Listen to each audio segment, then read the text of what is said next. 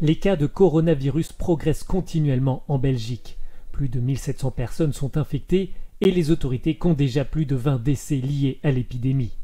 Pour un pays de 11 millions d'habitants, ces chiffres apparaissent toutefois relativement bas en comparaison à d'autres États membres de l'Union européenne. Pour certains, cette tendance s'explique par le faible taux de tests pratiqués. La Belgique n'a jamais cherché à remonter la chaîne des infections et a décidé de tester uniquement les patients qui avaient les symptômes afin de confirmer un test positif au coronavirus. Au regard de la situation en Italie et au regard de ce qui devrait se dérouler en Belgique aussi, les tests seront seulement pratiqués pour les cas sévères. Cela donne forcément des chiffres différents d'un pays à l'autre, car si vous ne faites pas des examens, vous n'avez pas le nombre exact d'infections. Perché è chiaro che se non si fanno i tamponi non abbiamo il numero di veri contagi.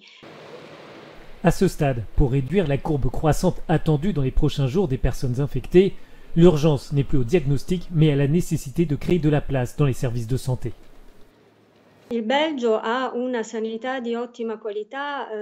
La Belgique a un excellent système de santé très présent à travers tout le territoire. Les chiffres montrent qu'il y a encore une marge de manœuvre pour faire face à l'urgence. Apparemment, ce qui s'est produit à 800 km d'ici, en Italie, a choqué le pays et a poussé à la mise en place de mesures d'urgence.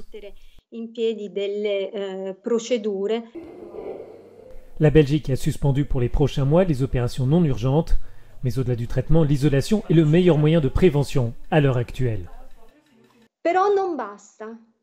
Ce n'est pas suffisant, car dans 4 semaines, lorsque nous serons de retour dans les rues, nous risquons un nouveau pic.